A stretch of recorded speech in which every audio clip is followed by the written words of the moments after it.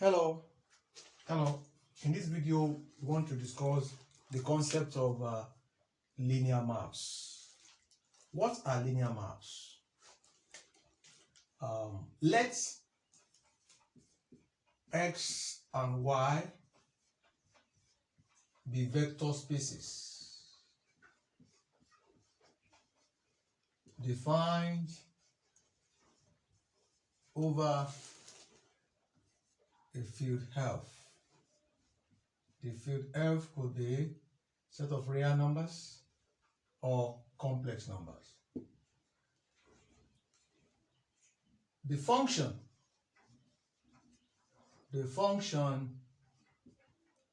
t taking x to y is a linear map if it preserves the operation of addition and scalar multiplications.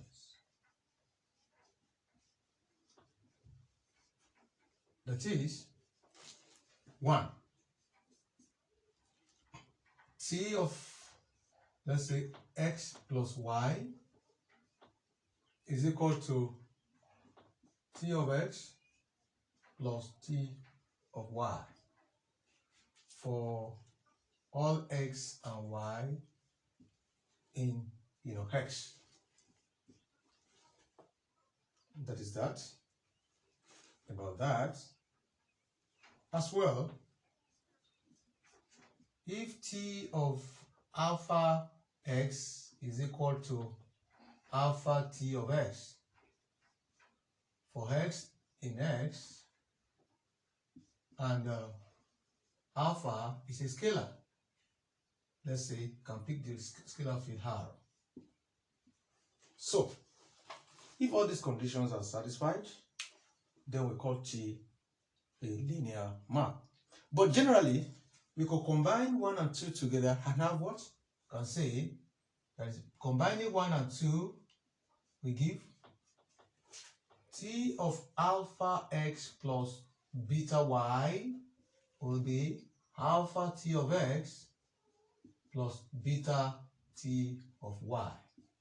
For all what? For alpha and beta coming from the R and x, y coming from x. So this third condition combines the first and the second one. So if this happens, then we call T a linear map. Okay? So let's look at some examples of linear maps that we have. Some examples.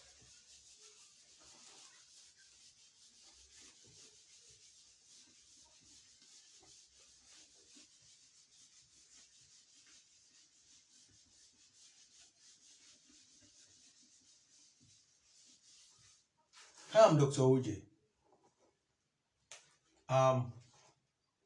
Let's say that if T is maps to Y is a linear map,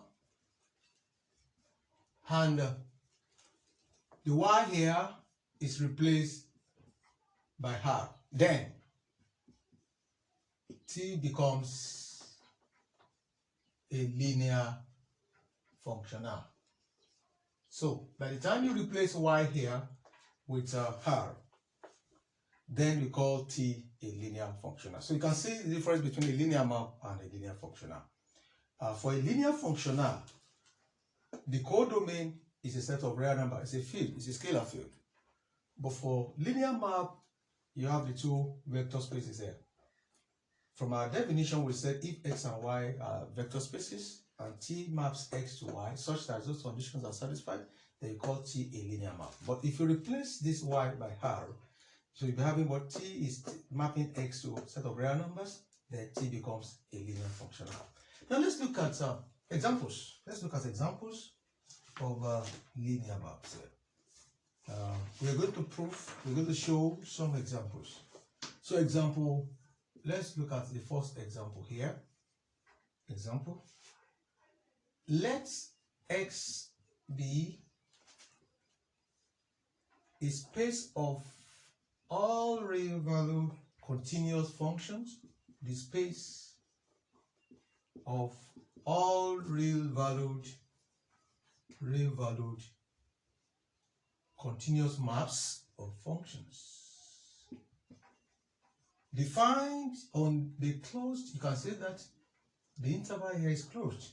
Defined on the closed and banded interval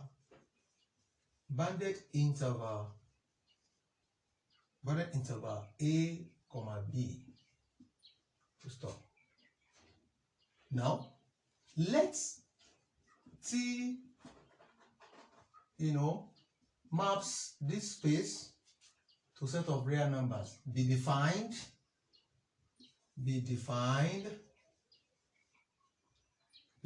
for each function, for each f in that space, okay, by the definition is Tf of t is an integral running from 0 to t of f of s ds, and our t is within that interval. T is within the interval A, B. Okay? Now, then T is a linear functional. T is a linear functional on the space of all real value functions on the closed and bounded interval A, B. Now let's verify. We want to verify this. So we want to show that T is linear. So let's verify. From this example, we are told that T is a linear functional. So we verify. Verification. But let's start with this. It is clear that T is a linear functional, obviously, because you can see what we are given here. It is clear. Now we verify that T is linear. So let's look at the verification. Now we verify that T is linear. Okay? Don't forget what we are given as the condition, the definition of that space. C of A, B is a space of, like a set of all real value continuous functions on the closed and bounded interval. So that is the element of this space here is F. Okay? So, and that the definition is this. Now let's start with this. Let's say let F and G be element of that space. Let F and G be element of and alpha and beta be from our set of real numbers. Okay? So now from this definition, then we can have what? T, of F plus G. We are using that concept now. Okay? Of T. I hope that is taken. Okay? Or we use, let's clearly use this so that it will be easier and faster. Then let's say T of alpha F plus beta G, over T will be equal to. Why do we go into this? Why do I choose this? From our concept, from the definition of our linear maps, we said the combination of the first and the two equations earlier given to you is this. So if F is a function in this space and that F is defined with this, this definition, this is the definition of the space. Okay? Now, we obviously know that the space is this T is a linear function. Now, the next thing we are trying to verify now is to show that T is linear. And one of the properties of linearity, which was exhibited in the axiom given to you before now, is this. So if we now replace f by this condition, putting t here, so we're going to have what? We're going to have what? The integral running from 0 to t of, all this now be alpha beta plus b just of g, s ds. You can see, because here it was f, so it becomes s. I hope you're getting it now. Yes. So that is what you're going to use to replace that. Okay? Or better still, you can do it like this. Okay. So that you're not beautiful. So we have replaced, as f was replaced with f of s ds here, f with respect to t was replaced with this. That's the definition. So here in this case now, this is standing as our f. So this is f now. S, the s has replaced your t. Okay, that's what we have just done there. Okay, now expanding this. By the time you expand this, what do you have? Beautiful. By expansion, you have what? 0 running to t of alpha f of s ds, beautiful, plus 0 running to t of beta g of s ds. I hope that is clear. Beautiful. I hope that is clear. Fine. So we can extract, because alpha and beta are set of real numbers. They are scalars. So we can bring it out alpha, 0 to t of f of s ds, plus beta 0 running to t of g of s ds. Okay? And from our definition, what does integral running from 0 to t of f of s ds? Remember, you recall, tf of t is defined as the integral running from 0 to t of f of s ds. So here now, we could replace f of s ds, integral running from 0 to t, by what? T of f of t. So that was alpha t of f. I hope you are getting that now. Beautiful. F of t, I hope you get that now clearly, plus beta, g of t. I hope you get that. That's simple illustration, okay? You can put this in brackets, just like we have there. You can put it in brackets. So, just like we have there. Sorry, beta t of g. Thank you very much. So with this now, you clearly observe that we have clearly shown what we have here. We have clearly shown that. So coming down there, we now say that t of alpha f plus b of g of t is now this, which is clearly what we are asked to show. So we have clearly shown that t is a linear map. You can see it there. It's very clear. We have clearly shown that this is equal to this. If you go back to that last axiom, you will say it is this. So let's look at another one, another example. Let's look at another example. Let's look at another example. Let's look at another example here.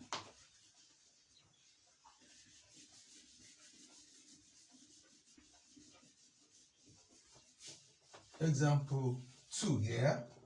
Example 2. Example 2. Now, example 2 states, let's look at example 2. Let x also be a space of real value continuous function, just as in the previous example, as in example 1 that we have just discussed now. Okay, it's a space of real value continuous function on the closed and bounded interval a comma d. Now we define t to map x to t by, let's say this is by 20 f to t. Hope that is clear. Should it be t? I think this should be x. It couldn't be t. It should be y rather. It should be t. It should be y. So by t f, okay, of t, all right, is equal to f prime of t. Okay, for each f in C, that is the space of all continuous real value functions on closed and bounded interval a comma b, where prime, this prime, okay, with the prime there, we could indicate that this is t. Okay, so because that prime means the derivative of that particular operator. Beautiful. So we can use t here according to that definition because we have prime. That prime now, which is the prime we have here, indicates differentiation. Beautiful. Indicates differentiation. Fine. So then T is a linear map on the space of all real value continuous functions on closed and bounded interval a comma b. Now, how do we verify this? Verification. How do we verify this? Now let us take functions f and g in that space. Remember, this space contains the function. The elements in this space are called functions. C into a comma b. It means the space of all real value continuous functions on closed and bounded interval a comma b. So the element of this C of a comma b are functions. Now, and let us use our alpha and beta as our scalar functions. Then T of alpha f plus beta d, according to that definition, of T, will be here. We are told that whenever the operator T acts on the function taken from x with respect to T, which is within the interval a comma b, the results will be the derivative of this function with respect to T. That means what? It will be what? Alpha f plus beta g, which is standing as our f here now. Okay. Then with respect to the derivative of T. Beautiful. That is how it's going to be expressed. That's how it's going to be expressed. Okay. So I hope that is taken. Just we are following the definition here. We are following the definition. So this all means what? Alpha f prime t, yes, when you expand, plus beta g prime t when you expand. How we are getting it? That is just straightforward. Okay. So that means with this now we can expand further and assume that alpha. Now what does our f prime of t stands for? It means this. It means t f of t. Yes. Okay. Then plus beta g prime of t. If g replaces this, it will be what? T g, close the bracket, of t. So obviously, you expand this now, that implies that t of alpha f plus beta g of t is now equals to this. So which means we have shown that this t as well is what? It's a linear map. T as well. So let's look at I would like to give us assignments, exercises which I want us to go and solve. Yes, and submit. I will be glad if we can submit this assignment and send to my Gmail. So I want you to submit this assignment as soon as possible and send it to my Gmail. Okay? So, yes, let's look at the assignments. The assignment number one. Assignment number one. You have let x be a squareable sum of sequences for each for each x bar, which is x1, x2, comma till this becomes a sequence in L2. This L2 is a squareable sum of sequences. Yes, it means that elements in this space are squareable. You're going to square them and you can sum them together. That's what it means. Okay, define sequence of real numbers. Define Tx bar to be 0, x1, x2 over 2, x3 all over 3, and so on. That's the definition. Now show that T is a linear map on L2. What do I call L2? L2 is a what? It's a space of squamable sequences. Sum of squamable sequences. If I pick an element, let's say I pick it, this is just an int. I will write it as this. I will write the elements here. Okay? I'm just giving you an instance. So the elements will see summable, the square summable sequences. They are elements in this space, in this L2 are sequences. And you know sequences don't have you have what? You don't have terminal point, except if you want to talk about finite sequences. Okay, so that's the first question. Now the second one I want to give you is let x is equals to y be set of real numbers. Now define for each real number x, t takes r to r by tx is equals to 3x plus 2. Show whether T is a linear map on R. So these are the assignment questions I want to give to you, and I want you to submit these assignment questions as soon as possible. Send the solutions to my Gmail. My Gmail is Dr. Ogunshola oj@gmail.com. Dr. Ogunshola oj@gmail.com. So I remain Dr. Ogunshola oj. Don't forget to click on the notification bell so that you'll be notified each time I upload new video, and share this video and like it. God bless you.